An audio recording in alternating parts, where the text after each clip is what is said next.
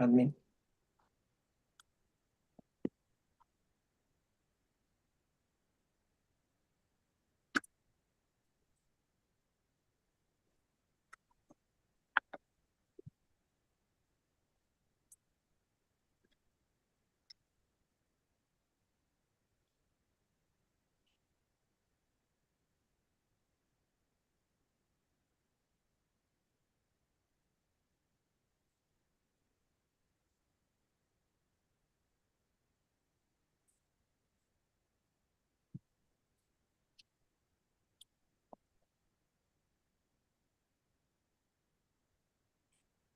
Hi, everyone. Good evening from Japan. This is Scott, volume 55. We are with you with a very important topic with community studies and community-based tourism. We have a very diversified panel who are going to deliver a talk on authenticity and journeys of authenticity, a meaningful tourism in Maasai and Karenni indigenous communities. We are going to discuss how environmental and economic sustainability aspects are practiced within community, and how community members, as the guardians of their environment and socio-cultural resources, can sustain these elements of community through community-based tourism. Without any ado, I would like to ask Professor Jafar Jafari, the president of SCOT, to enlighten us with the opening remark. Professor Jafari, the microphone is yours. Thank you, Dr. Qasim, and good morning from USA. I'm very excited about this topic. The first word of the title is journey, and journey means a lot of things to a lot of people. It means surely lots of ups and downs. The keywords I found in the abstract are all telling and in a way informing as what the subject is going to be all about. The keywords in the abstract are, for example, authenticity, which is a loaded word. And what happens to authenticity? Indigenous people who become the subject or the object of tourism, community-based tourism, one of the old topics in the field of tourism research, socioeconomic environment. These are all in the abstract. If you think about how complete the abstract it is. Sustainability is there, small scale operator is there, and I think a small scale is too large for this community. Maybe micro entrepreneur would be more suitable. And of course, we have a host and guest, the relationship between host and guest. And but the reason I'm really excited about this topic, because I'm a cultural anthropologist in tourism, and I actually concentrate on small communities and tribes, indigenous people, or as we call them here in North America, Native Americans, etc. And Canada has a number of them as well. So these are very interesting topics to me, very valuable topics. The issue of authenticity is the one that draws more attention because authenticity means the purity of something, the originality of something. But we have seen in the literature and research that authenticity gradually is being commercialized. And when it is commercialized, the innocence of authenticity is lost. So in some destinations, we see even authenticity turn the culture to something that could be sold by kilos or in pounds. It becomes quantifiable, packageable for the tourist. And these are the risks that I hope the panel will be discussing with. Normally, I stay all the way to the end of presentation and add my conclusions. But today, unfortunately, because of other appointments I have, I cannot be with you at the end of it. So I'm really hoping that, of course, Dr. Qasim mentioned that the video is going to be available. So I will watch it when I come back to the end of it. I really want to know how some of these communities started. And are they still as authentic as the beginning of the journey, and what ups and downs they went through, how the host and guest has changed, the chemistry between host and guest has changed. We cannot say that there is no change in that relationship. So how is it changing? Who is in charge? Are we adjusting are we tuning the natives to the song of the visitors, or the visitors are being tuned to the sound of local people? So when this transition is changed, we can see a shift from authenticity to commercialization. We all know that small communities have limited knowledge on the subject of tourism. Most of the time, they don't know what they're getting into it. They have no know-how to deal with. And I wonder if the know-how should be provided to them with by government, if there should be policies designed to protect this the authentic cultures and small communities. In a way, we are going to learn today how each of these communities are dealing with the situation of introducing tourism into to this tribe or small communities, and how tourism change or keeps them on the same track. Well, of course, the change is going to be the key concept here, because they change. I don't think anybody can claim that natives, indigenous, are going to remain as they have been before tourism. And that's the part that should be measurable, and see if we are helping the native people, or we are helping them to become modernized and to become part of the Western culture.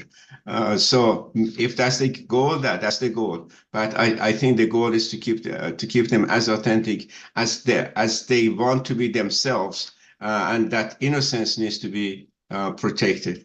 So I'm really looking forward to having your stories, your case situations of different tribes in different countries, and how each situation is handling itself. What does exactly empowerment mean in each of those communities? We always throw this word empowerment into this discussion, but we don't deal with it. Who is being empowered by whom and how? And this needs to be discussed. So again, welcome to this webinar. We have been doing webinars since the beginning of COVID. I think, Dr. Qasim, this is number 55, if I'm not wrong. And then we have satellite webinars, about 15, 20 of them. So we have been on the air for a long time, and we expect to continue doing that. Once more, thank you very much, and thank you for your contribution. Back to you, Dr. Qasim. Thank you, Professor Jafari. As always, we have the background knowledge, and this webinar in particular is all about anthropology. We expect more comments from you during the webinar. Let me introduce our moderator today. I hope we can see okay, can you see my screen? Yes, thank you. Okay, perfect. So Bridget is MSc and has a 25-year tenure as a senior lecturer at NHL Stenden in the Netherlands. The researcher in social studies expertise extend to consultancy roles across diverse international projects in Europe and Asia. A major assignment was allocated by the Dutch Development Aid Organization in Nepal, in various mountainous area She supported tourism initiatives aimed at alleviation or poverty alleviation. Her focus centered on fostering inclusivity to destination management and developing tourism initiatives collaboratively with local communities. She has been participating in several international higher education projects in the hospitality sector, actively advocating for the integration of sustainable development goals into a strategic business plan and destination development during workshops, conferences, and her rich research background, interests related to rural studies, including agrotourism, geotourism, inclusive and accessible tourism, and human rights. As we have this rich background, Bridget, we are very eager to be a good student and learn from you tonight or this morning. The floor is yours. Thank you, Kazem, for giving me this opportunity to be the moderator of this webinar. Because there are some latecomers, I just want to explain what community tourism is about. Community-based tourism is all about sustainability as it promotes small-scale tourism businesses. It gives an opportunity for tourists and hosts and guests to have cross-cultural interactions, and it should benefit all. It should be meaningful, and in most cases, also a transformative experience. And I have this experience with students who've been working together with NGOs on community-based tourism. And they say they really have this transformative experience of being there, especially as a young person. They can really learn a lot. We will share in this meeting projects with the Karenni in Huay Pu Keng and with the Maasai in Loita Hills in Kenya. We will have some first-hand experiences, stories about authenticity.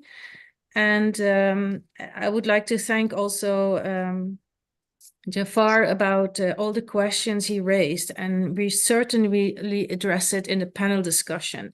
So for about 1 hour, we will have some presentations.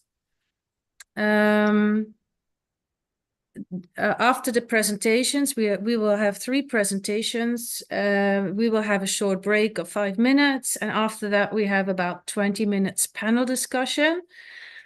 Then our rapporteur, Gilles, will also summarize and give a small presentation about his work.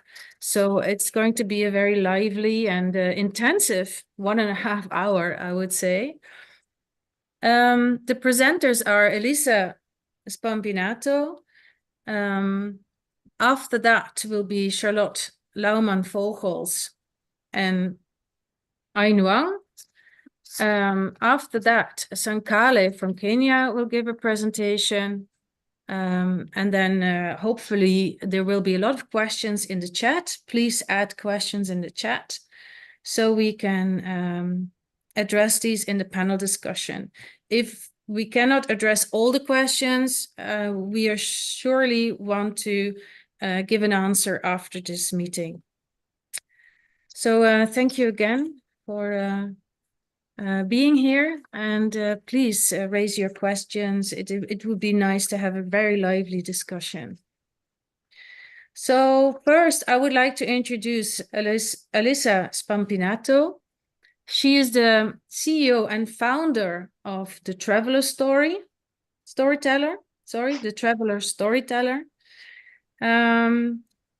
This Traveler Storyteller provides Indigenous communities involved in tourism with tools and training to enhance the visibility and self-empowerment through storytelling and ethical travel marketing.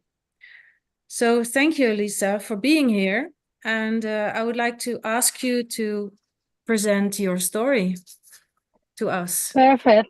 Thank you, Brigitte, for the introduction, and thanks, Scott Barbiner, for the invitation, and also for tourism.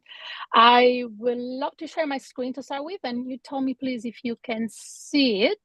And then all can see the screen. Yes, we can. Yeah, perfect. Yeah, great. So without any further ado, I would like to start. So who is Elisa? Elisa, you introduced me quickly, but when I visit indigenous community already involved in tourism and or that want to work in tourism, and I sit with them on the ground, on their ground, I write their stories with them and I connect them with a responsible traveler worldwide.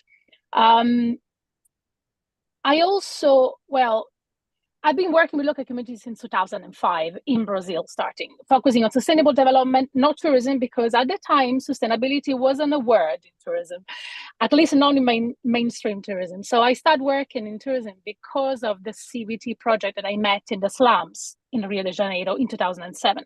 So today, I work with the community tourism as a consultant, as a community tourism consultant with the tourist board, the DMC, tour operators to provide indigenous community with the tools, as was said, and training to enhance their visibility and self-empowerment through storytelling and ethical marketing. I will tell you later how. So I consider myself a global ambassador for CBT, and because of my passion, broad experience, and skill, I had the opportunity to talk about CBT at prestigious stage, but I was never alone. I was always talking with the representative of CBT experiences like we're doing today. So I would like to start with talking about, mentioning the benefit of CBT. So they are economical, social, cultural, environmental, and there is a clear overlapping here with the 4 dimensions of sustainability and the SDGs, as was actually mentioned by Brigitte earlier, So I also talk about this in some article. I will share something in the chat later because I spoke and talk a lot and wrote a lot about this overlapping. But so this is like what it looks like, but at the same time, in practical term, what we're talking about. In practical term, we're talking about women empowerment. We talk about biodiversity protection project led by community, local community, indigenous community. We talk about cultural conservation. We talk about youth engagement when actually, for example, the young people, they don't leave the community forever anymore to leave to go to the city, but they actually return after uni to contribute to their well-being and the well-being of their own community, sometimes through tourism as well. Now, however, on the more human level, in a more direct relationship to the visitor, CBT allows cultural encounters in an anthropological terms. So what I mean is that by definition, community-based tourism experiences are in these experiences, different worlds, cultural worlds meet. Well, at this point, I think I should clarify what I consider CBT and allow me to share the definition of community-based tourism that I borrowed by community in Brazil. It's made of 3 pillars. The first that is a kind of tourism owned, managed by the community, although sometimes there might be some external help by trusted partners, like tourism in this case. The community is always in charge of their decisions. So tourism is made by them. So the second pillar, community-based tourism benefits first and foremost the community itself. So it's done for them. The third, a very important one, is that tourism is not the only economic activity the community is involved with. So it's an additional one. And I think this is really important to mention. So I also would like to bring here that there is an ideal world, like where there are responsible travelers that meet empowered communities. But at the same time, we know that the real world is different. Travelers are not always responsible. There is not always these encounters happen. And sometimes community are not completely empowered or self-empowered. So there are some risks, and I will say there are some problems as well in relation only, and just want to highlight only the cultural world, because there are risks in other realms as well. But regarding the cultural, there are cultural misunderstanding, disconnection, and reinforcement of cultural stereotypes and stigma. So why does this happen? So how can we avoid it? So I believe that this has to do with the stories that we tell in tourism. So the tourism stories, right? This is what, so if we think about, I think we need to question these stories. We need to ask what kind of story we tell. We have to ask who is telling this story and to who. So who is the audience? What is the purpose as well? If we don't ask this question, we're going to end up having the same story, and then a lot of unknown and untold story continue to go. So these are the stories that actually we so these are the story that the image that we use to promote tourism, right? And these kind of stories are, you know, tourist centered. They provide a partial view. They exotic but flat. They speak about a realistic isolation, but at the same time, if we talk about the story, that are kind of stories, right? These are the kind of story that we know we experience through community-based tourism, are a different kind of story, are stories of the land, are stories of ancestral knowledge, are stories of social innovation, stories of women empowerment, of the cultural root of the place, which in regenerative terms, I learned from a colleague of mine last year, it actually is what is called the story of a place. And this is what community-based tourism does by definition, right? And allow. So these are stories of human encounters and transformational experiences. So these are the stories that we need to listen to. These are the stories that we're currently missing in our industry, or at least where they are, they're not enough, in my opinion. So why I think that these stories are important. So when I first launched the Destination Community campaign in April 2020, yes, at the beginning of the COVID pandemic, because I didn't know where, I couldn't go anywhere as everyone else. So I wanted to stay connected with the community. So I launched this campaign which evolved in the postcard series in January then 2021. So and the last story was written last year. So also by one of these stories also from the Huay Pu Keng village, and then I put the link in a chat later if you want to read it. In the past 3 years, so I've spoken with many community members via Zoom first, and then in person later. And since the very beginning, I realized that the process of telling their own story to others, visitors, me as an anthropologist journalist, was a very important, not only for the listeners and the future guests, but first and foremost for them. So I witnessed a process of liberation and self-affirmation in the moment they were sharing the stories. Overall, I witnessed self-empowerment. They were becoming more aware of their own values as a culture being as well, which was beautiful to see. So beyond that, I realized that how many cultural misunderstanding happen in tourism, and we don't even know. So during my interview with CBT protagonists, I heard that we, as a traveler, sometimes we have been disrespectful to them without meaning it, probably, I hope. But we ask silly questions, we embarrassed them, and they were too polite to tell us that. They just smiled back at us. So I'm an anthropologist as a background, and it's clear to me that CBT, in CBT, different worlds meet, right? But only when I started working with the communities in the slums in the Rio de Janeiro, community-based tourism project, right? By the way, in 2007. So only then I actually realized how important it's that moment when the two worlds meet. And my question is, are we ready for that? How can we prepare for it? So if we're not prepared, more stigma will be perpetrated, more distance will be created between the worlds, more non-authentic experience will happen. So my question is, so then how can we prepare to it? So, and the answer is kind of simple, but it's very deep. So let's start with the story. More specifically, let's start with community storytelling. So the community telling their own story is not that obvious because community, they don't have that space on media in general, on the international level, for different reasons. And this is another story, which we can get deep later if we want. But so because we agree that the stories matters, right? Who tells the stories matters even more. So we had to give the mic to them, as we're doing today, for example, and make sure that they have the space to share their own story from their perspective. So this means even before meeting the tourists, so the tourists can be more prepared in the moment they meet them. Now, as a message, as an invitation, I would like to remind you that we need to listen carefully to those stories, because their story. This is the minimum we can do, start listening. So I would like to conclude with 3 points that if you had to take away 3 things, like these are my message to you. CBT has several positive impacts. Yes, we see many related to sustainability as well, most of them. We need more stories from the communities, and also we need an anthropological approach to tourism as a cultural encounter.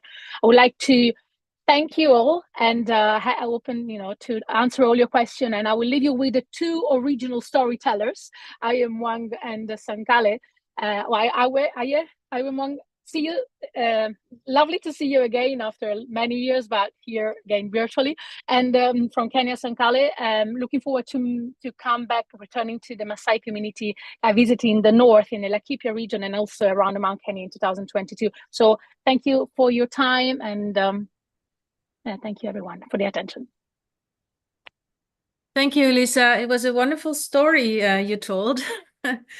What I got from it is that we really have to be clear about the message we want to send out in community-based tourism. But what I picked up from your presentation, what I found really interesting, is that in community-based tourism, different worlds meet. And we need to take all perspectives into account when we want to develop tourism, which is authentic.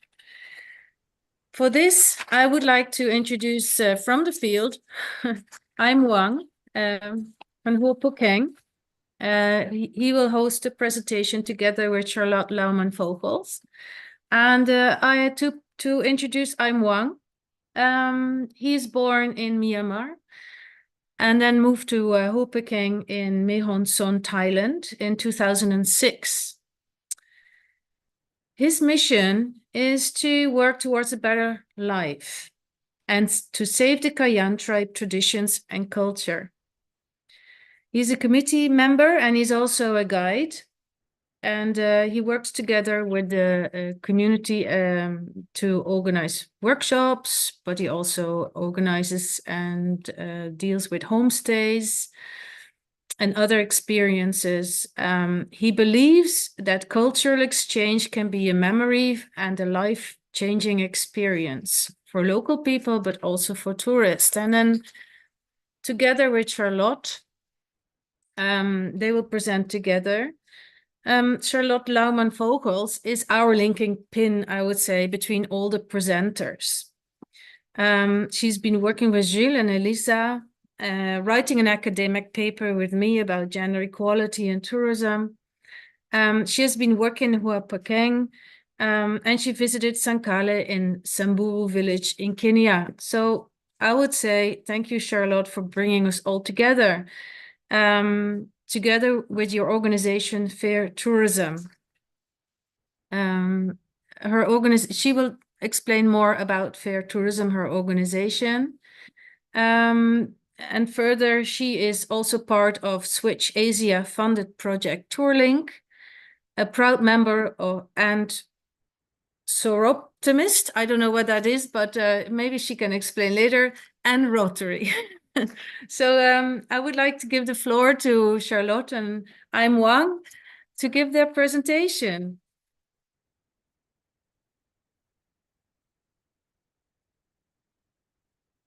Thank you so much, Brigitte, for that very nice introduction. Thank you so much, Elisa. Wonderful.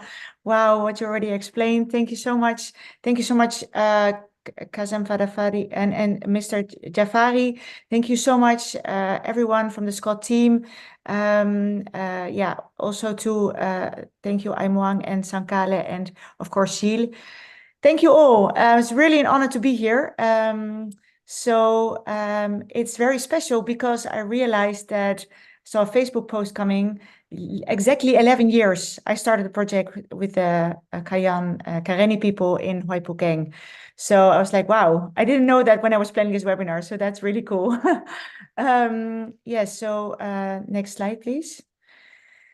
Yeah, thank you so much for introducing also. Just to come back to your question, Brigitte, So Optimist is a service club like Rotary, but they support women and girls' causes. So it's amazing for all you women out there. Go and look if they're in your local area, because it's wonderful to join them. Yes, so Fair Tourism was already founded in 1989, and one of the first organizations to create awareness about sustainable tourism in the world. I joined them in 2000 when I was still studying. In 2004, I took over because the board wanted to stop, and I'm assisting in, I added a goal to assist also indigenous communities with CBT. And I'm very thankful and proud of my amazing team. I have had more than 60 students in the last 6 years, and they represent a multitude of nationalities, even at this day, from Indonesia, from Italy, from Poland, Slovakia, from so many countries. And that's only for this period, because always changing my team. And our value is really to create equality through community empowerment. Next slide, please. Yeah, so already since my studies, I feel very connected with Indigenous people. I think we can still learn so much from them. And many of you know this, but I still have to share it, because we today, only 6% really qualify as Indigenous people. But they safeguard more than 80% of Earth's biodiversity. And that is so important in the climate change discussion and issues, and what we're facing this time. And I'm very thankful that I have visited Huay Pu Keng, of course, many times for work, but also Sankale's village in the Maasai, next to the Maasai Mara, because they have so many intergenerational wisdom, so much knowledge we lost in the global north or in the west, if you want to say that. And I think we can learn a lot from them. So I want to share their stories and work with them, and also in tourism, of course. Next slide, please. Yes, and this is the reason why I started working with the Kayan, because during my studies there were already organizations saying boycott the Kayan people, and I was already thinking, yeah, but they need income. So but you see here just making pictures, but they have so many stories and skills to share.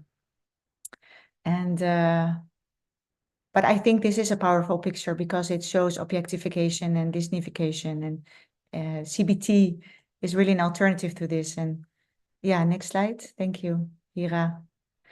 So yeah, I did capacity. I collaborated with them on training, like capacity building. And I think the most important questions if you develop CBT is, what are you proud of, and what do you want to share with tourists, comfortably share? And they came up with this whole list, and it was really amazing. And maybe we can go to the next slide, because there is the list, I think, or the next that I'll first.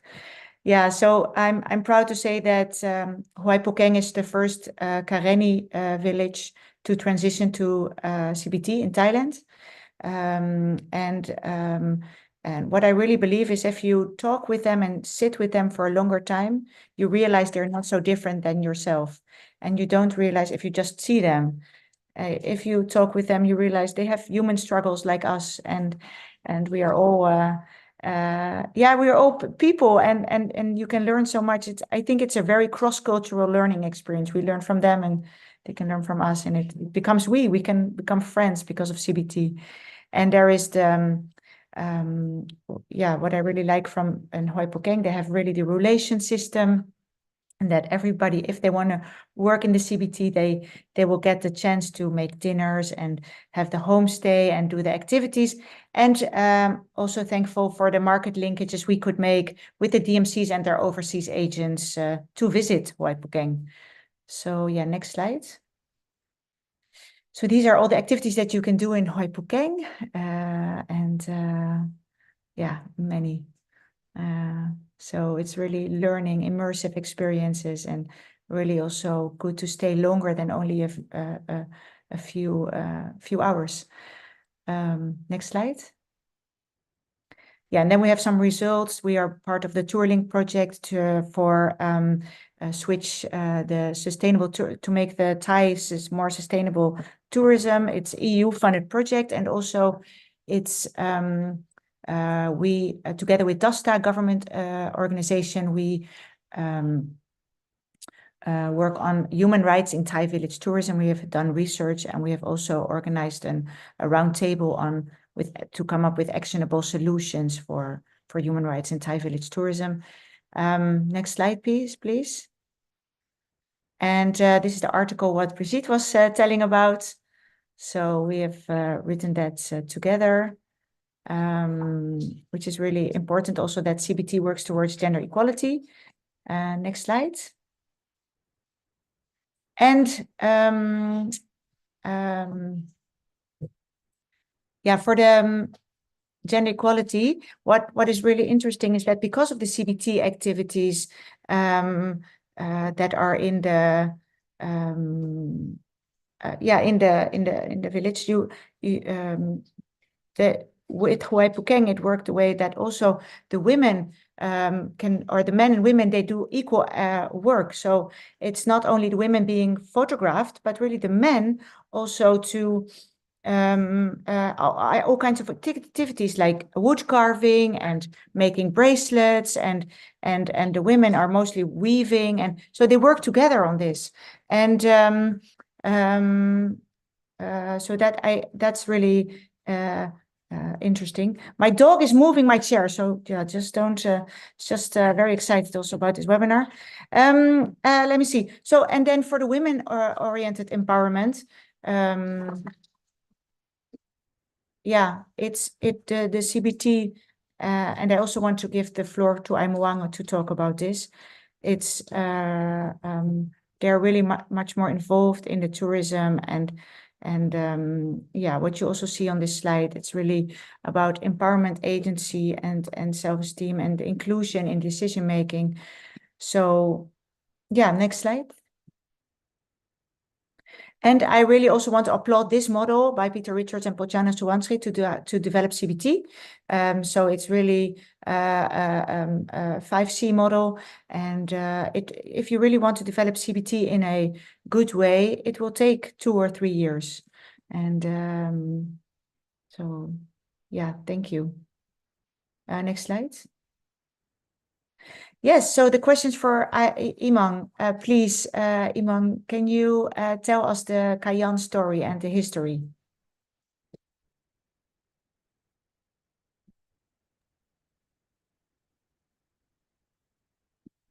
Yes, so I'm Imang. I'm from the Kayan village, Huay Pu Keng village from Thailand. So I'm responsible like the contact persons for the village, and also a member of village committee, and also sometimes I cooperate with the fair tourism organization. And also I am very excited to see you all today. Maybe my sound will be not very well, but I hope you will understand.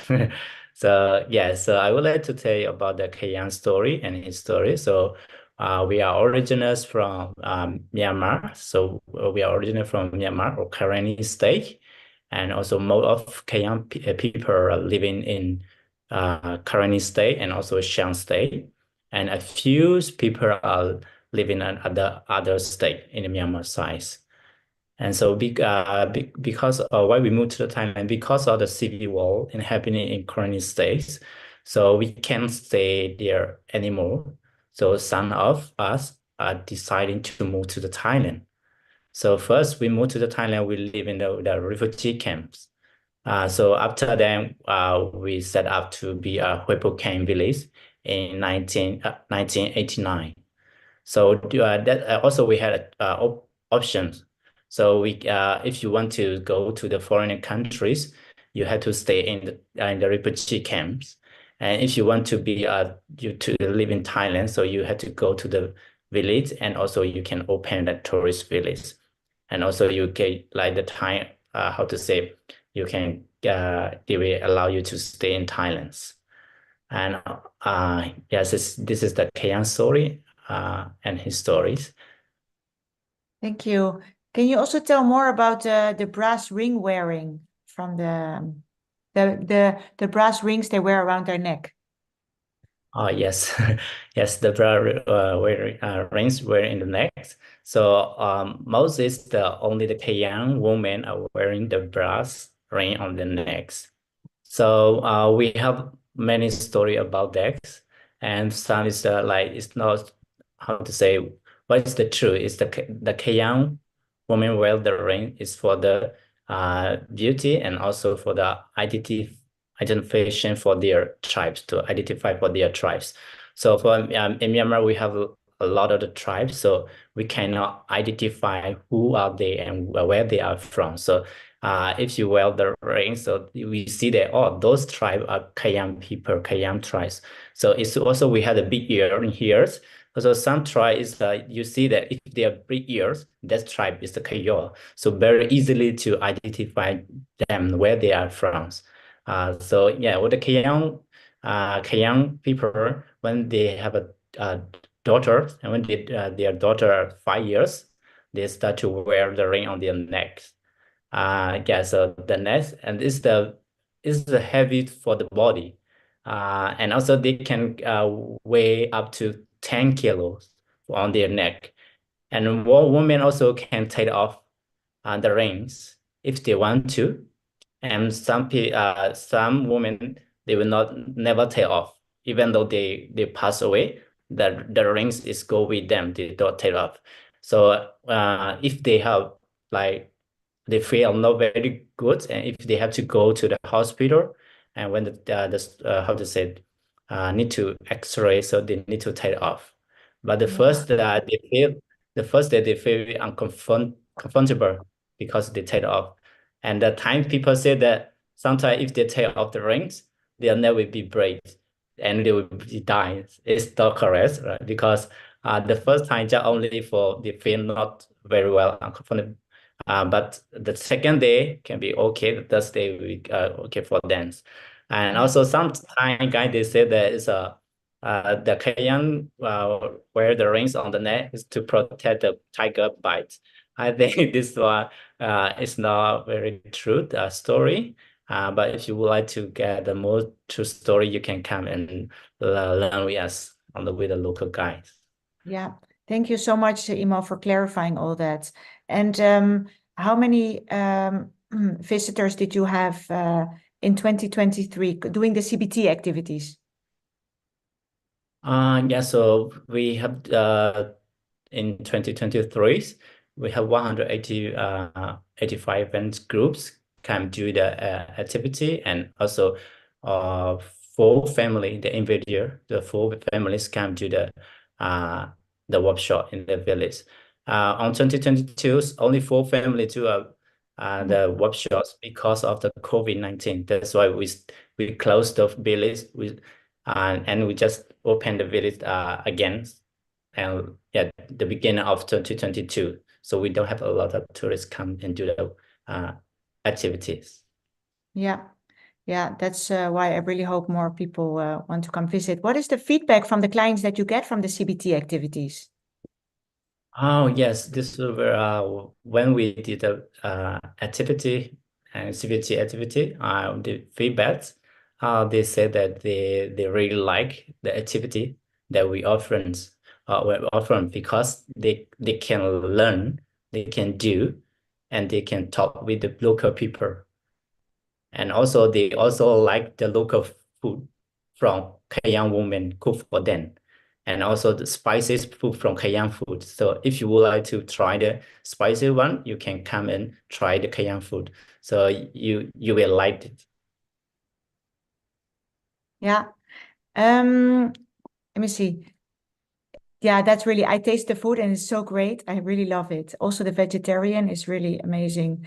Let me see. So what changed after offering the CBT activities? Can you tell about economic, environmental, socio-cultural, just short, because for the time, what activity, what changed? Yeah. Yeah, so before the CBT activity, so the first only they made a picture and no conversation with the local people. But after we see some change, after we offering the CBT activity, So the money from the activity is go through to the communities, and also the villager get the income from the activity such as boat driver, also the shopkeeper and local guide, and the people who host the workshops. And also for the environment. So when before men, they are going to do the farmer, and they're going to cut the tree to planting something like that. And then when the people from the village, they like to work on tree, so they don't want to go and cut the tree, so we can keep to save the environment. And for the also for the plant, how to say, we plant the trees. The villager are planting the tree every year as Thai Mother Day, or also the other Thai special day. Most of we are planting the tree in rainy season, because of the rainy season, it's easily to grow. The trees easily to get growth in, and also the weather is wet. So that's why we can grow at this time. And also we made like the cleaning up the village. So we clean up village once a month. And when the rainy season, we will clean twice a month. And also one time the Charlotte, when she were in the village, she also participated with us to clean up the village. So this time I would like to thank you to Charlotte that you are participate. Yeah, I have to Yes. say it was so easy to organize. I just said at the end of the train, tomorrow we're going to do cleanup with the whole village. And within 1.5 hours, everybody helped us from the village, and we cleaned the whole village. That is so nice to do as tourists as well, as visitors, as travelers. So yeah, thank you so much. Do you have like one wish for Huay Pu Keng? What is your wish for Huay Pu Keng and for your future? Yes, for my wish, I would like to more tourists come and visit our village, learn our history and our living life and our cultural exchange, and explore new experience with us. I think this is my wish. Yeah, thank you so much. I just have to say I need to wrap it up, the conversation. I just have to say that CBT, thank you so much, Imam. CBT more and more is also for people with a disability. I had a very beautiful opportunity to have with very special person on the picture. He is blind, and we had a workshop to do the bracelet, and I was sitting next to him, and I was hearing his stories, and he didn't see anything, but he said, this is the most memorable experience of my life. And I was part of his experience, and that made me very humble and very like, wow, CBT also has that power. I'm like, yeah, so I think we need to explore more in thesis study, or I think is very interesting and very important. Next slide, please. And if you want to know more about the Karenni people, because we have not only Kayan, but also Kaya, Pakayo, Red Karan, and Thai, Shan Thai community, please watch these videos. They're all on YouTube and or Vimeo, for example. Thank you. And then for the next slide, because we're also working in Kenya, we started a project, and very thankful for Edwin from Kenya. We wrote an article about benefit sharing from Maasai Manyata visits. We have had many students doing thesis studies on this, also to create more benefits, that there's more money going to the community, that they are an equal partner in the value chain in tourism in Kenya, and that if communities want to develop CBT, that's possible. But that's, we are in the initial phase of this project. And then I want to give let me see, what is the next slide? Yeah, thank you so much for your attention. You're very welcome to reach out to us later. I'm on LinkedIn. You see what we are on socials. We are very happy to give a guest lecture, have students coming in doing their thesis or internship. Thank you so much for this opportunity.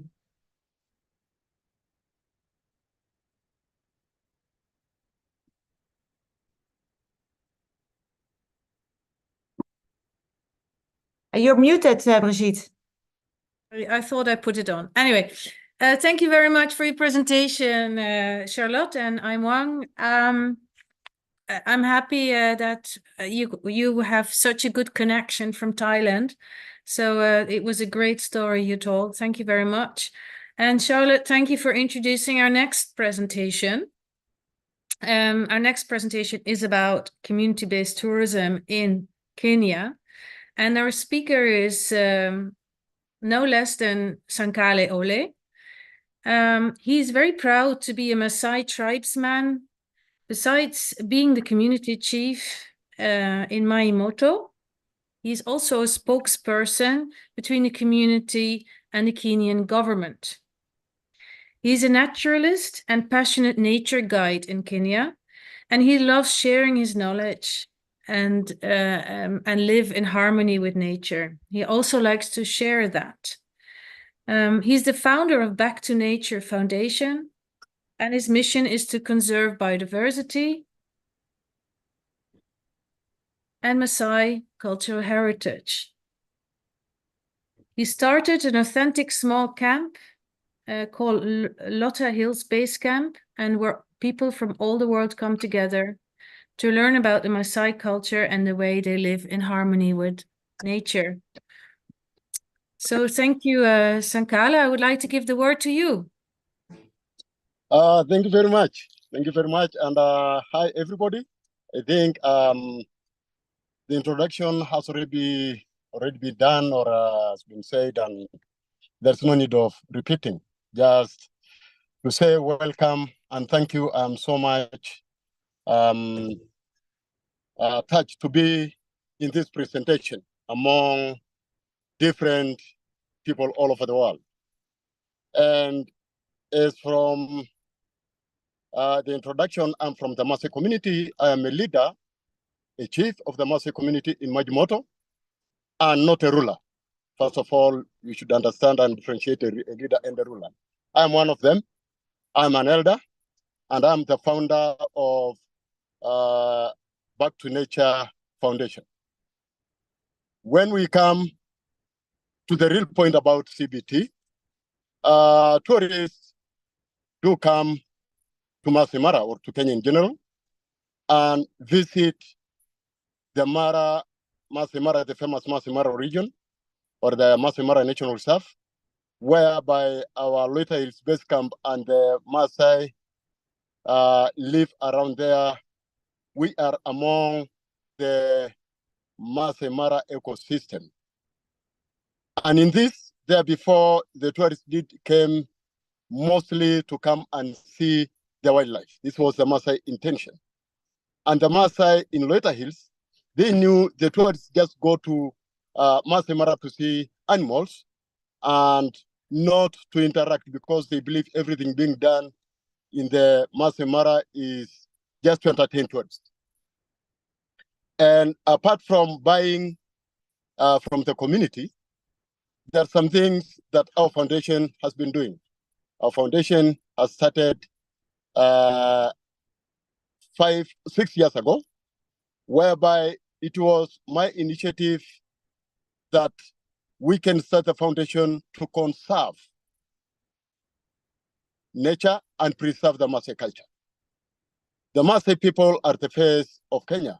It's one of the indigenous community, whereby whoever is visiting Kenya has a willing to visit this community to gain the knowledge or their relationship with nature. Nature is very important to the community because it is their way of belief. People might call nature in different names, different ways. They call it God, they call it whatsoever. But we do believe nature is everything. In our conservation, we do conserve nature. And the tourists coming to our small camp, this is Loita Hills Base Camp, we have a community committee running everything within the conservancy. And in our CBO, community-based organization, it is being run by the same community members, whereby all the incomes are being divided equally within the community. And in this, there we have equal share to divide among the community the fees that comes from the tourists that who are visiting our camp. From the conservation, also there is a fee that which we get from the conservancy, whereby it's also being shared among the community people or the community itself. Those who are dividing this money, they know very well how many tourists have come to our camp, whereby there is a certain percent fee that is being charged. All the money that we get there, our CBO has an account which is being managed by the community itself. The CBO also has created jobs to the community. Apart from money, which are divided 3 times a year. Each time of the opening, that is January, because of kids going to school, and then May, we do also have another division of these resources, and then August or September, that's the other time we divide the resources. And in this, we have to divide the money equally for education.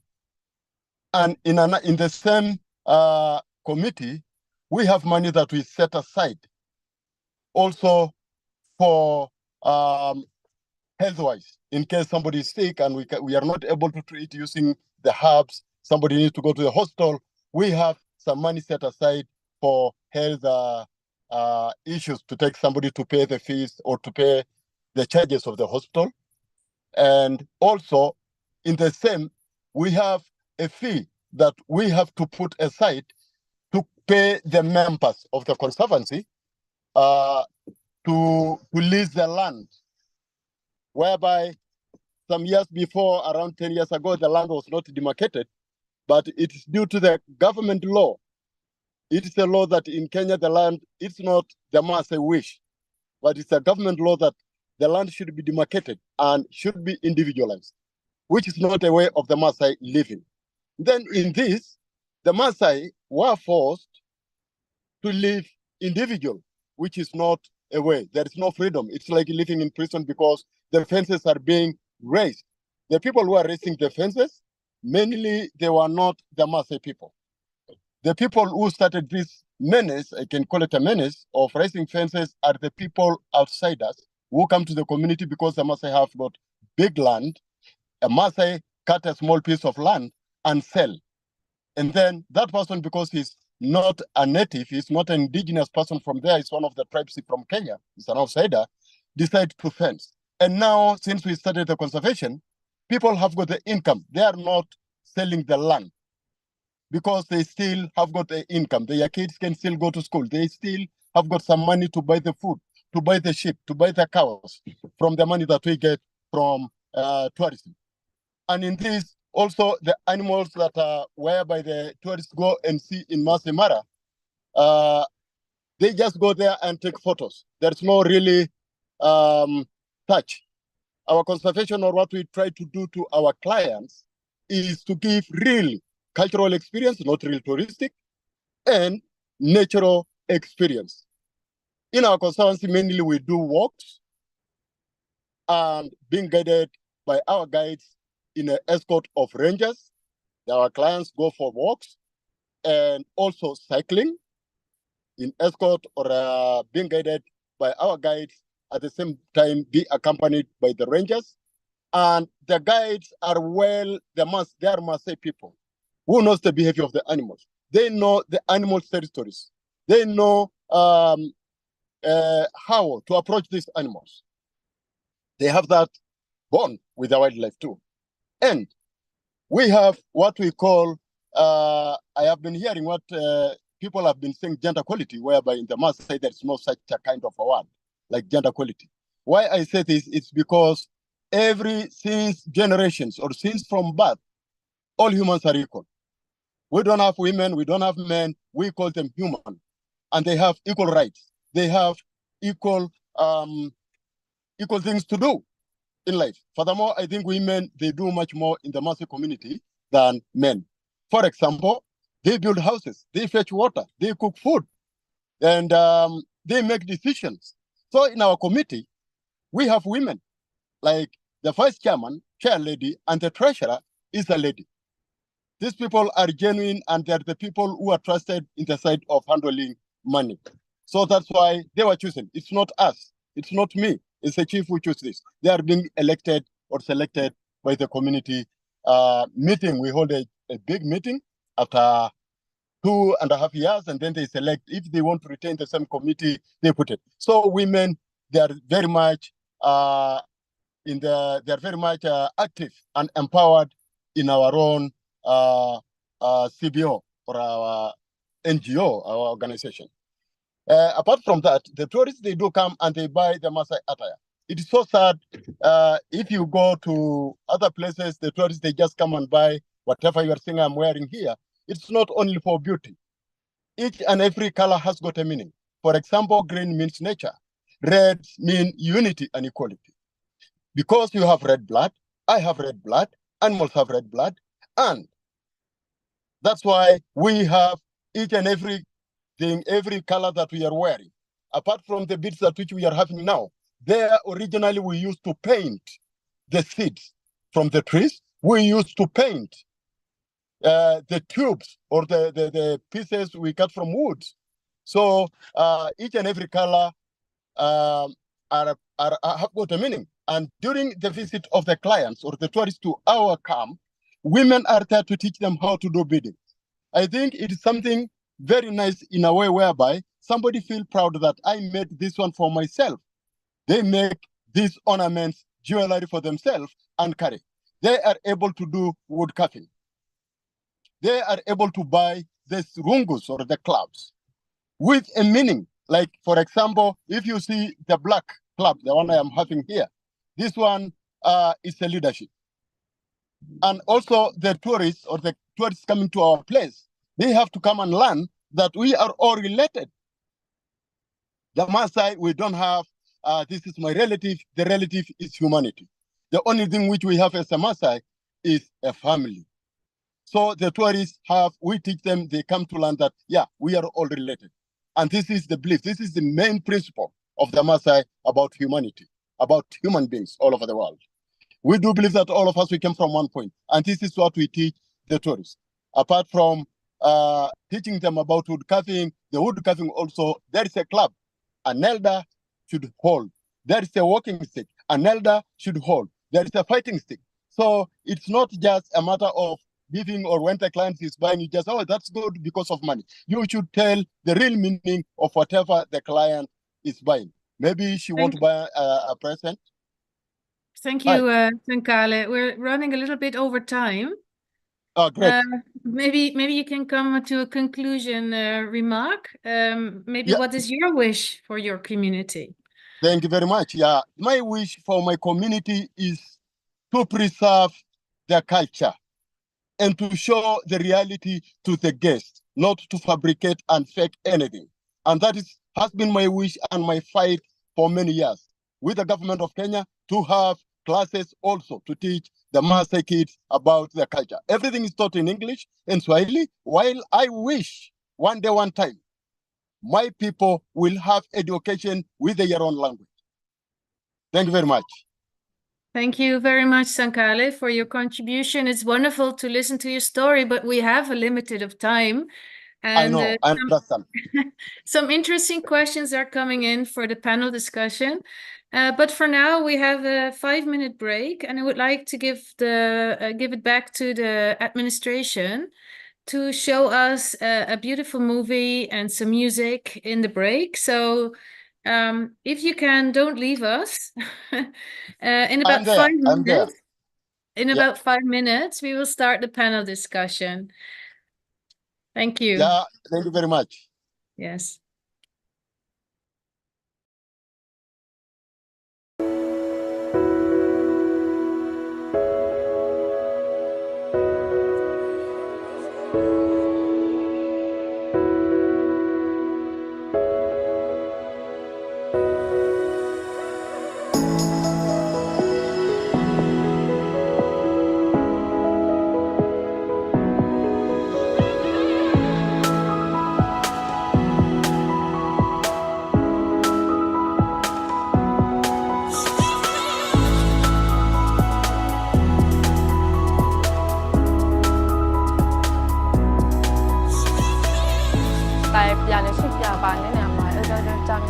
da ana se ma sei mi sa per le lo che sì mi piace.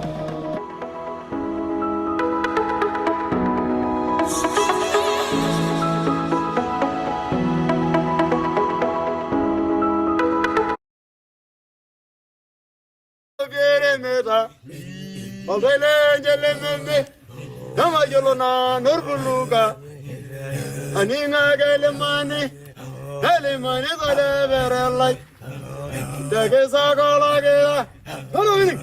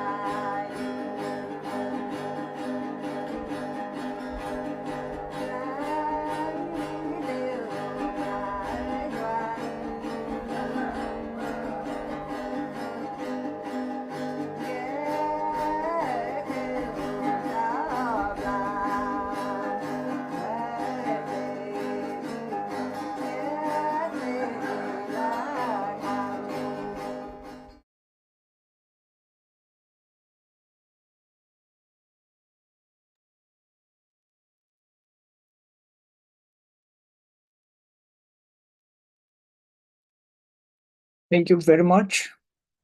Very exciting and we can see the authenticity in close touch. From here, we are going to have a panel discussion. Our moderator is chairing the panel, and all the speakers will participate in the discussion. We have a lot of questions in the chat as well. Please do not hesitate to keep posting the questions. We are going to answer them as much as we can within our time frame, and what will or may remain will be answered later. I would like to pass it on to Bridget to chair the panel. Yes, thank you very much, Kazem. What I did like about the presentations is that we address in CBT and community-based tourism a lot of the sustainable development goals. We talk about education, equality, poverty reduction, employment, inclusivity, very important nature protection, but also partnerships, not only local, but in tourism. We talk about international partnerships, understanding. We have to tell a good story, a fair story about authenticity. So I would like to take the opportunity, because it's very special that we have guests here, speakers here from Thailand and Kenya, to first ask Aimwang if he has a question for Sankale.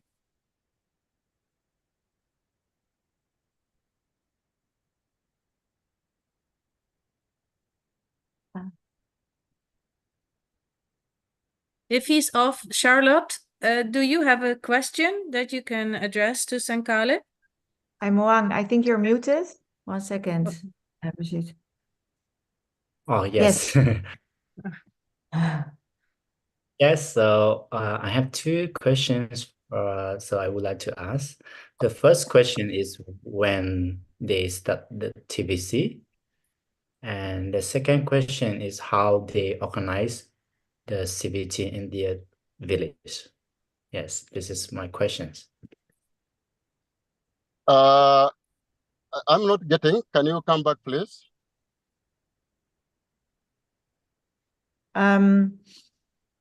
Yes, Aimwang asked which year did you set up the CBT? Yes, when they start the CBT and how they organize the CBT. Oh, yeah. I started some years back around the year 2007, but the camp, we built it like semi-permanent in 6 years ago now. Yeah. And did you start this initiative in your community? It was first. It was through the community themselves, because I am a community leader, and I had a camp. I had a camp in Maasai Mara, around the Maasai Mara, and in this place I got many questions from. I do attend different trade fairs all over the world. I go to ITB in Berlin, in Durban in South Africa, and different. But the most question I get from tour operators is that we don't get real cultural experience about the Maasai people in the Mara. Everything is fabricated. Only in your camp, the small camp which I was running there before, that's where I started trying to show community-based tourism. But it was really overwhelming. And then one time I brought the discussion to the community, when we had a meeting. I said, guys, I'm getting many questions. People are asking very much about the community, how the community is being, people are fabricating or doing something not real and not cultural. So what can we do? Then they said, we can do it here, but we don't want tourists here.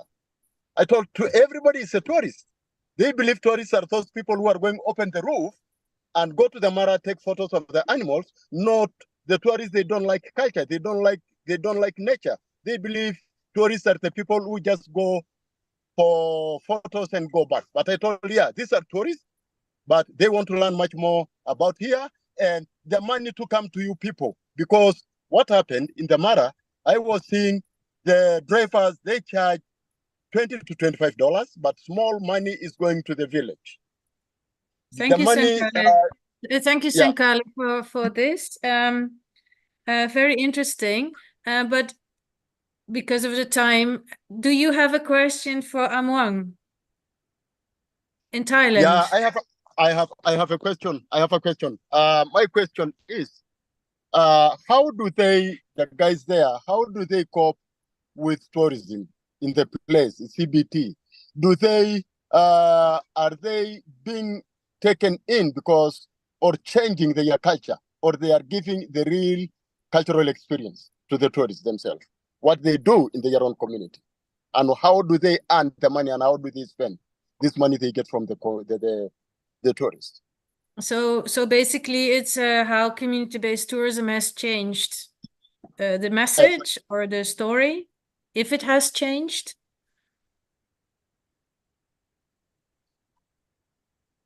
A question to me? Yeah. Can you answer? I'm Wang. You're still muted. Oh, yes. Thank you for your question.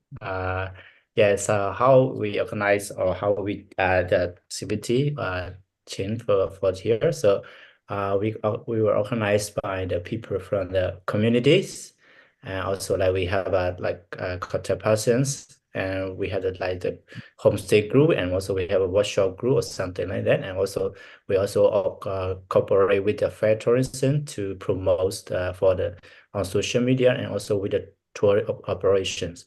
And also the money is from the tourists, so it's going to the communities, and so to the community fund, and also those money we're going to use for like to develop the communities, such as like for the education, also for the health program or something like that. Also, we're going to use those money for the communities. Thank you very much. Thank you very much. Yes, thank you. There was an interesting question from the chat, and I would like to address this to Elisa and maybe Charlotte as well, but also to Sankale and I'm Wang.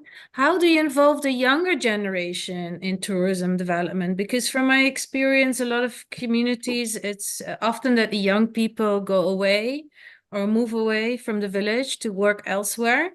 So the question was like, how does the younger generation is involved in community-based tourism, and are they included in the stories? Maybe the question for Elisa.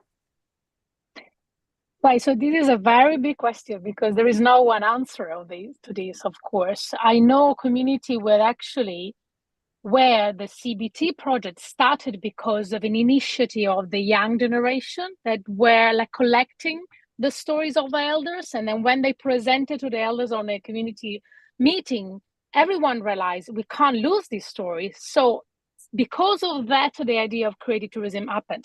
In other places, like in Ecuador, is a project that it was one of the panelists in the panel I moderated at IT Berlin last year. It was talking how in this environment where the community recognize itself as a guardian of the rainforest where they live, the young generation grows in this awareness of their responsibility, and then they, so when they grow old, they go out to study and they're coming back. They already have some students after they master coming back to the community and working in different roles, and biology, so as environmental. So this is because it's nothing that you can give. There is no one for all solution, right? But it's important that what I've noticed across the world, and I can stay here hours talking about the different experiences, but what I notice is that community-based tourism gives space to the young generation to grow because it's focusing on what their roots are, the cultural roots are, and the link with nature. So they're more willing to stay there because if the young generation goes away, not because they don't like where they are, it's because they don't have work. So sometimes tourism is an opportunity for them to stay where they want to stay, because I'm an immigrant myself and I'm lucky because I'm an immigrant. I was, I live in, if I was born like a few miles across and far from where I was born, it was like I was an African, right?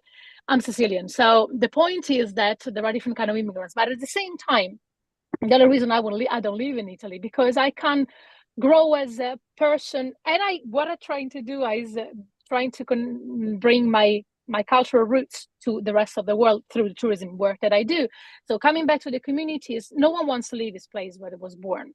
If there is an environment that nourishes the identity and the relation with nature, if there is an opportunity we can be given by tourism to enhance there and make it even better through the visitors in then a responsible way, because we don't want to have like a lot of tourists every day, because it will destroy everything, which is very important, carrying capacity and so on. So, and I say, the answer is I have a lot of questions. I'm happy to continue the conversation another moment, but there are different ways. So community-based tourism do give space to young generation as well as the women, in other way that we can talk a lot about it, and if as a community recognize itself as a community, the young people have a space there, so they would be considering the decision-making process as well, as I mentioned from the Brazilian experience as well, from Afro descendants. So maybe Elisa, to give maybe the floor once more to Charlotte. There's another question here which relates to that. Maybe is a question for Huay Pu Keng. Do you see that for young women there are more opportunities in Huay Pu Keng, and is there something that you can say this was our best achievement so far in Huay Pu Keng?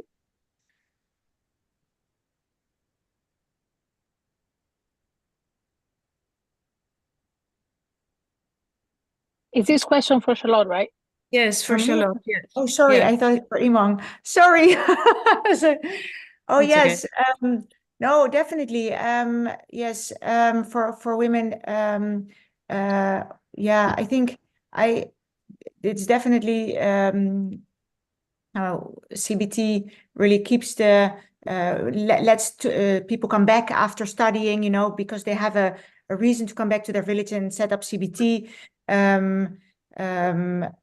So it's we had this talk with Elisa in the postcard, but also with Brigitte in the article, that it really creates good opportunities for gender equality and for working together, as also beautifully said by Sankale. We're all humans. We're not women, and I think I really like that. But I see also a very nice question in chat, I think for Sankale, but also for Imong, is if individual travelers can visit you as well instead of only groups. So maybe first Sankale, like individual. Yeah. Thank you very much. In our place, groups and individual are highly welcome. We do receive both. Okay. Yeah. Yeah. You can do both. You can.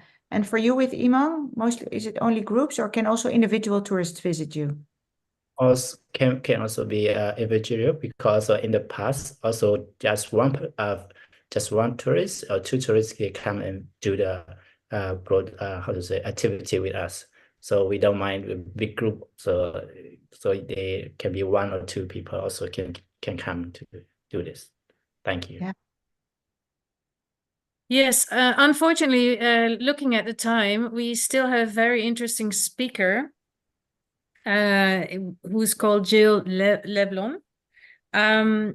Great that we have you on board also as a rapporteur, but I know you also have a very interesting presentation. And to introduce you is that you're a nomad at heart. You have been fascinated by the beauty of the world, huh? And by being fascinated, you travel the world for many years and in many places, and you got to know the people. So there you realize that the connection between the land and the locals is very important. And for that, in 2021, you initiated this human tribe, which you can find on the website. Yeah, and you have traveled very far in especially East Asia and published dozens of articles and pictures of your travels. So please share with us your presentation and wrap up this webinar. Thank you, Jill. Please. Thank you, Bridget. Yeah, so one thing that is really interesting, I think, is the sideway to the previous question is that I visited Huay Pu Keng alone, so I will have a little word about that also. I came to Huay Pu Keng without really preparing anything. I just came with a scooter. I arrived on the other side of the river, and then like I waved and someone came to pick me up with a boat, and I had no clue, and it was for me an experience that was really interesting in the sense that so my project, This Human Tribe, is a project that I do with my partner, and we try to travel without planning and without falling into, I would say, tourist trap, and to find the correct balance in between learning and not learning. So I'm gonna share a couple of quick stories of Huay Pu Keng. So you can have a bit of an idea. The idea of This Human Tribe is that we try to share the story of people. So I'm really close to what Elisa was talking about, that storytelling matter, and what story we bring back for those places matter for the community-based tourism. The first story I would like to share and explain is that when I went to Huay Pu Keng, I got invited to a ceremony, one of the moon ceremony that they do at the full moon or at the new moon. It was really interesting because it was unplanned. So it's like meeting a friend who tell you, tomorrow I do this, do you want to come? And this is literally what happened. So it was a really interesting way to notice the beauty and the real way of people doing. This is one not tailored for tourists. This was not planned for me. I was at that time, because it was still the end of COVID, I was the only tourist in the village, only traveler in the village that day. And there's a couple of points that are interesting to keep in mind. The first one is that I was allowed to observe the tradition and the ritual in a way that was totally authentic. And this is a rare thing when traveling in places now. Everything is a little bit made for the tourist. It allowed me to learn the culture by living it and participate in it, and learning to be silent with the people. And I could feel the intersection between the modern or the religion I know of from Europe and the different religions from there. It was something totally genuine, and there was a really feeling of being welcome in the intimacy of people. And I think this is for the travelers who are following this webinar, this is the most important part that was for me there, is that for the traveler, this is a real experience, and this is a part where you have to change a bit the way you are acting and learn to go outside of your comfort zone to learn with people. What's important in our project, like I said, it's people themselves, and we like to share the story of the people we meet. So I had the chance to make an interview of Mukler, who lives in Huay Pu Keng, and I put a little photo of Baung, who's her grandson, who helped me with the translation. For the little note, Mukler is the person who was singing in the little interlude with the photo. It's a recording of her playing guitar. It's a person with a really complicated life, but I will not obviously tell all the story, but more what I learned to sit with her. The first thing that I learned that was really interesting is that it is really fun to be lost in translation with people and to have literally no common language, that the one of looking at each other and smiling. And it works each time. There's no place I've been where just sitting with people and trying to mime and to communicate in a simple way didn't help. And feeling the place where people live, sitting next to them, is a really important thing, and very few places allow people to do that anymore. as everything is crowded with tourists. So the community-based tourism is a way to have a chance to be in less crowded place and have a more strong connection, also living in a slower place. I learned also about the stories of a refugee in Burma from the mouth of the Kayan people and the refugee themselves, not from news. I didn't learn that at school. I didn't research it before. And my idea of the story is their idea of the story. And I don't know if it's the truth to the story in itself, but it's what they have lived. And I think that's, for me, it's the most important to hear something from the people who actually have lived it. I will share another story, which is the story of Mapang. I was really happy to see on your photo, Charlotte, some photo of her. We spent a lot of time talking, like we were friends. And I think if I spent 3 days there, if I would have spent more time there, I would have spent a lot of time sitting and talking with her. We had this really simple connection and simple conversation that goes a bit about the conversation you can have when someone is trying to show you something. It was more like a real beautiful connection. So with her, I had the chance to look at her crafting scarves and I had the chance to really see how she was doing. I learned about her family, her daughters, and how she feels about COVID, or things are difficult in the village in a real way. And so she also gave me a lot of tips to where to go walk. I think it's an interesting part in Huay Pu Keng is that I had a lot of freedom to go wherever I wanted. No one tells me you need to be there, you cannot go there. I could literally go everywhere and walk everywhere. So I spent a lot of time going around, walking and following her tips. She said there's a really nice place to see, go that way, or you can see flowers there. And it was a really interesting way. So this is a little bit my conclusion for what is community-based tourism in itself, is that it's a place for the tourist side, or for the traveler side. This is a place to discover humanity and the part of us that we all share. Like Sankale say, we are one family, and traveling and having the courage to go in those places is a way to connect to what makes us human and what is the similarity between us, and not trying to work into what is not what we are not, simply the connection and not what disconnect us. Is my screen still shared? Yes. Yes, it is.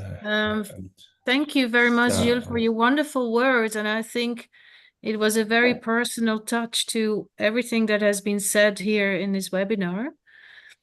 I think I would like to give the word back to Kazam. Thank you all for participating in this webinar.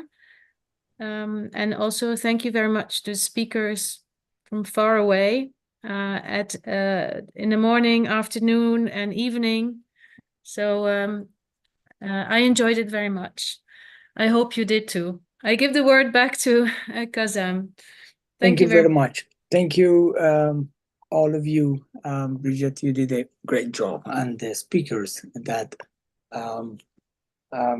brought the sense of place. I can feel that how they are enthusiastic in bringing and showcasing the culture. We are going to have a few questions from the chat, and maybe in about 15 minutes, if I can wrap it up with everything. My first question that I'm curious to know, how maybe Bridget, you can pass this question to the floor, or any of the speaker can also contribute to build up a general understanding of what is the level of authenticity and tourism, let's say, interaction and trade-off. So because tourism is a consumer of authentic culture, and once the culture is consumed by or for tourism, there is possibilities of changing the culture and interactions. So how or in what level is these changes acceptable in community level? This is a question that I am very interested to know. In a very bottom-up approach, how can we answer this? So is the change or is the authenticity the product of cultural tourism, and how during the time that we are selling the culture, we also tolerate the changes. Can I try to Yes, answer please. and start a conversation? Because actually I'm very sensitive to this word, being an anthropologist as a background, because I wrote a lot about this, and I think there is a lot of, it will take another seminar, maybe next one, Kazim, to talk about authenticity, like a very deep dive, because I hope this is also, we have to ask ourselves what the community consider themselves now, today, in this moment in time, because we have to remember culture changes, the culture changes. So we can't just expect that people remain the same. Well, unless they want to, we can't force change, and the change always can come from them. Because some people, when they visit indigenous community in Brazil, and they are having this conversation with indigenous community in Brazil, and they say, well, they expect us to wear the costume every day, all the time. Well, we don't do that. We have jeans and t-shirt like you. So, I mean, we had to actually talk about expectation. That's why when I was talking about preparing the tourists for an encounter, a cultural encounter, tourists that's to understand that culture changes, and what the community consider themselves to be, we have to accept it. Even if that is not kind of in an extreme way, is not what we expect as a tourist, but who can talk about authenticity is only community. We are only guests in their house. So there was a lot to talk about here and unpack, and it's a very complicated subject. I know that, but I want just to jump in because it's something that who is talking, who is talking here, who comes first, the community or the tourist? Of course we know the answer. I mean, I hope we do know. So therefore, etc. So the rest comes. So this is my contribution to this very big topic in a very short way. Thank you. Thank you, Elisa. It's it's very realistic.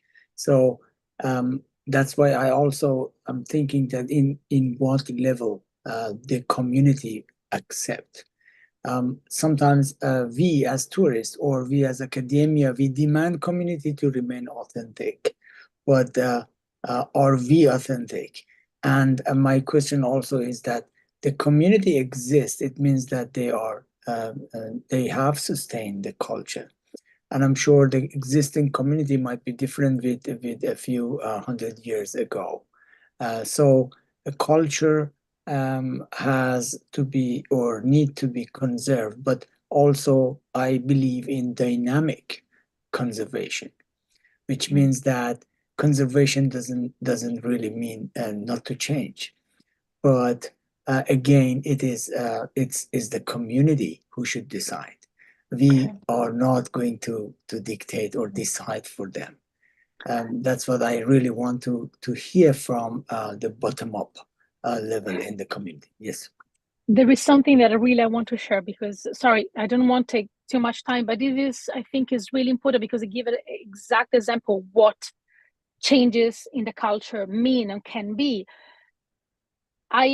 This come from Maasai women in the north, not in the Maasai Mara, in the Maasai, in the Laikipia, it's other Maasai from another Laikipia Maasai and Sakali. We know who I'm referring to. So they female genital mutilation is a practice that in some rural villages still happening. Okay, this group of women, they work together, and then they built together a CBT. So it's a women project. And then after all these years, hearing the leader of this project saying, "I'm a Maasai woman, I'm a proud Maasai woman, but I don't think FGV is acceptable in my culture. This part of my culture, I don't want to accept it. And then when we come to human rights, it's another aspect we have to consider. It's not just the culture changes, but also when there are human rights in place, you know, there are things that need to change if we want to recognize human rights to everyone, right? So anyway, this is just a brief example, but you know, there are a lot of long lists. So thank you. Thank you very much. I like the way and the enthusiasm into the topic that I see from the floor. Anybody else want to comment on this? I think Maybe- Elisa says it very well. I totally agree with both of you. Because sometimes we have Americans coming to the Netherlands and they really would like to drink coffee. You know, they arrange with the tour operator just to drink coffee and have some Dutch cake. You know, it's not only about community having an encounter far away. Yeah, it's encounters everywhere, also in my home. Yeah. So I completely agree. It's more about human connection also, people saying also in the Netherlands of Western countries, they are lonely and we're not, it's very individualistic. And that's what we also can learn really from indigenous people. They live much more together, collectivist. And yeah, I think it's really, yeah, that's what I want to say. I also had a very question for Sankale, but I'm not sure if he's still here. So Yeah, I'm very much there. Oh, you are. Yeah, because I remember Floortje's episodes from the Dutch TV host. She went to Huay Pu Keng, but she went also to you, and she asked also about stress. And I was so amazed by that answer, and I thought maybe you can explain that. What is your, that the Western world is so much in stress, and your answer to that, it was so amazing. If you want to share. Stress there is nothing like stress in my community, but stress is something being manufactured or being made by the Western people or the Western world in a way whereby they think the things are not possible to be done, whereby there's nothing possible. They think they want to make things perfect, and there's nothing perfect. They think they want more and more, and more is less and less. This is how stress is coming. And to distress or to make this stress not to be there, be happy. Minimal, the small you have is what makes you happy. And on top of that, stress is something that can be managed, or it cannot be. I don't think that there's something like stress in the world. It is because of digitalization. It is because of us want to become more than how we were created, how we were made to be connected by nature and to be disconnected by nature. That's why stress comes. Yeah, thank you so much. Yeah. You're welcome. And sorry, a little bit. A little bit. There is something little bit I want to talk about. Somebody mentioned about FGM, female genital mutilation or circumcision of ladies. In my community, you remember that there is the Kenyan law, and then there is the Maasai community law. There is nowhere in the community law that says a Maasai woman should be circumcised. And I have been fighting this one for over 30 years now. And in this, there's no any elder that has ever proved to me that the Maasai law says that a woman should be circumcised. This was done from originally because of child right. The girl saw a brother being circumcised, a big ceremony, lot of celebration, lot of alcohol, honey beer being made, slaughtering of bulls and everything. And she said, hey, she went to her father and her mother said, I am your child. I want the same ceremony and I should be circumcised like my brother. So because of the so-called the child right, this is where the circumcision came. But there is nowhere in the Maasai law saying that a lady or a girl should be circumcised. Even the mother from the origin, she told the daughter, I'm not circumcised. And on top of this, I did come with an idea to make a ceremony, which is called a passage of right, to make a ceremony without a cut. Yeah. So I had somebody talking about this. because it is just creating awareness, and to be brave as a leader to tell them to show, tell the elders to show where is in the law says there's no law, the Maasai law that says a woman or a girl should be circumcised. Thank you very much. Yeah, of course, what I meant is just in rural villages, this is still a reality. Not everywhere. I'm lucky to hear. I'm happy to hear that your village is not, but it's still a reality. So we have to face it. And then what was a grassroots kind of experience I want to share, because they're not there anymore. They fight for their rights, but in some places they don't need. In some places they do. So it's just I'm glad that it is not always like this. But yeah. Thank you. It's also, sorry, it's also like the girl child education in Kenya, or in the Maasai community, not really in Kenya. It was something that was not valued. It was rejected.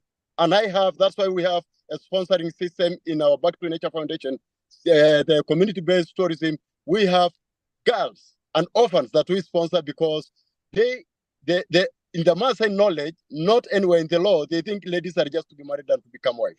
They didn't offer any girl equal education level. They thought only boys have to get the education level or to go to school.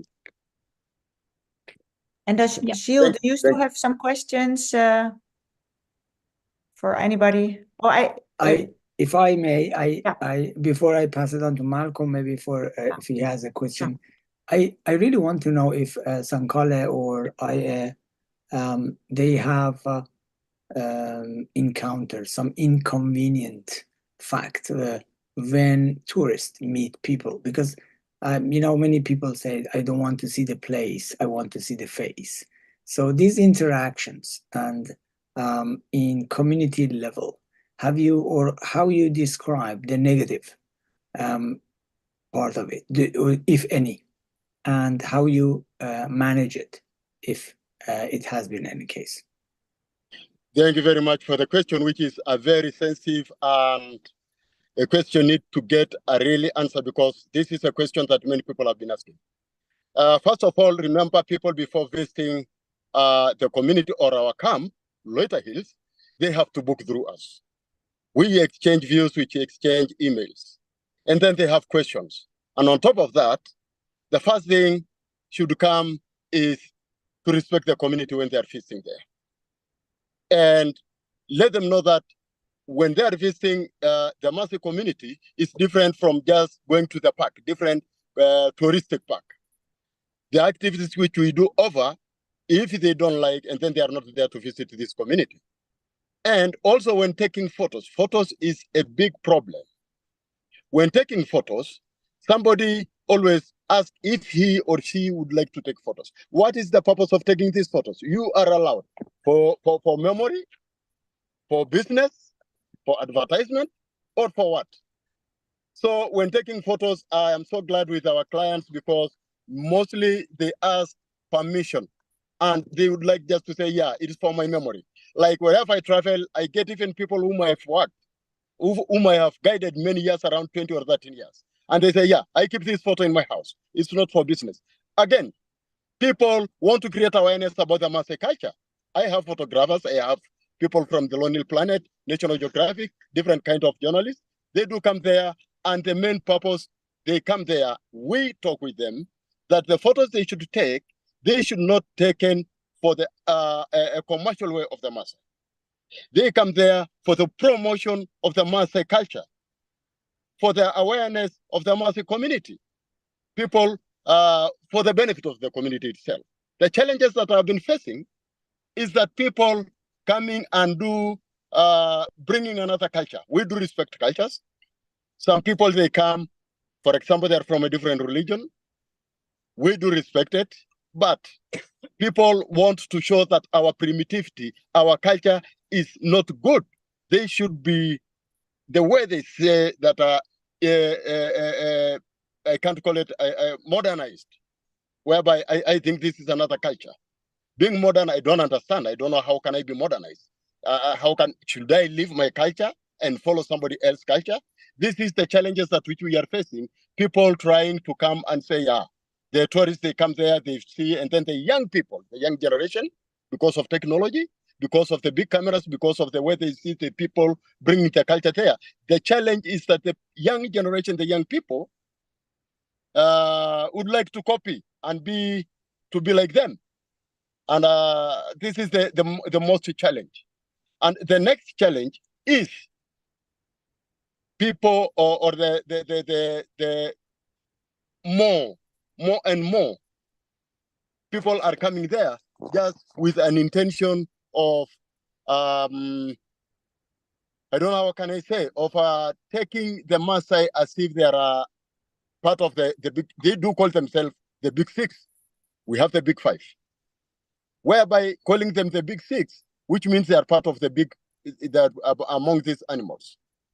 It's not bad because we are animals anyway. We belong to these animals. I'm proud to be called or to be among the big six. But to take it in a different way that, yeah, he's an Maasai is just illiterate, he's just primitive, and I have to take this photo to gain show, or I have to go and tell people I have been in this, instead of saying I have gone to acquire the knowledge the indigenous way. So these are just the few challenges that which we have. And also from the side of tourists, the money that which is supposed to go, the tourists pay the money to the drivers. Not like ourselves, because the money goes through an organization, that the money comes direct and go direct to the community. It's being received. But if they pay to the drivers might pay to these villages small amount. For example, if it is $25, they just pay $10 to the village, and then $15 go to their pocket, while it's $25 per head, per client, whereby this money was supposed to go to this village direct. And this is what we have been trying, I've been trying to advocate through companies, through Kenya Tourism Board, through Magical Kenya, through government organization and the county government of Narok and other government arms, that money should go direct to the community. Money should be paid through organizations, through foundations that are being run by the locals, are being run by the community themselves. Because this money, that's when it will reach the community. Thank you very much. Hope the question is answered. Thank you very much. I can see, a lot of possibilities and topics to be discussed for future webinars. And I'm sure the moderator and the panelists have a lot to add, and we would love to invite you again, and we continue this discussion. We are way beyond the time, and before I pass on to Malcolm Cooper to do the conclusion, because it's almost his midnight in Japan, I would like to invite everybody to look at the chat. We have one message from the admin. It's about the Scott video library. You can see the recording of all the webinars that we had so far, which is about over 80 webinars here available. Just you are a click away. Subscribe here and stay tuned. You can watch all the webinars, and then if you have question about any presentation and so on, we would be happy to communicate with you. Thank you very much. For the address is just YouTube / Scott Webinars, and you can also find it in the chat.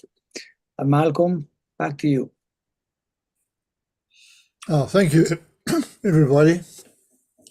A fascinating program, one that would have really excited Jafar, and no doubt he will comment on this later.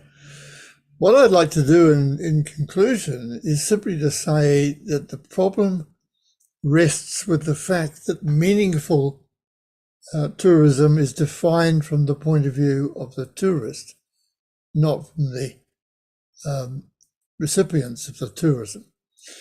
You hear all this all the time. The marketing of tourism is all about what attractions you can see and so on, but interpreted from the point of view of the tourist. For meaningful tourism, for me and for the people in this group, is something different. It's local control. It's storytelling, the narrative from the point of view of the group itself. and fair tourism and equitable tourism in terms of what you get out of it. And the last comment by Manon was instructive. The driver takes most of the money. The community gets very little of it. Now, this is the conclusion that unfortunately we have to make at this stage in terms of tourism. So I thank you so much for trying to start a new narrative, one that defines tourism from the point of view of the communities that it affects. Thank you very much, all of you, and have a great night, morning, lunchtime, whatever time it is of yours. Thank you, Malcolm. Thank you for the short and very concise handful message. I want to invite all the participants to turn on cameras. We are going to have a group photo, and we would love more diversity. Yes, everybody, please come on camera and show faces that we can have all of you on. I know maybe in some of your local time is very late or midnight or very early morning. Yes, we can see many faces now. Yes, and we are going to have a group photo. So if you are okay, please go on cameras. Yes, more people are coming. We're going to have a group photo, and if you're okay, you're going to, yes, very good. You see many faces.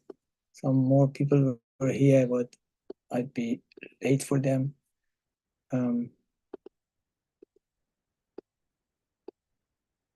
Great. So we had some question in the chat we are going to answer later. Also, we invite you again to be our viewer. The Scott Library is yours, so please make sure you subscribe. Okay, a very big smile of you make this photo more and more attractive. 3, 2, 1. Great. Thank you very much. We love to host you again in Scott webinars, and thank you again, and see you again. Thank you. Thank you for Thank all you.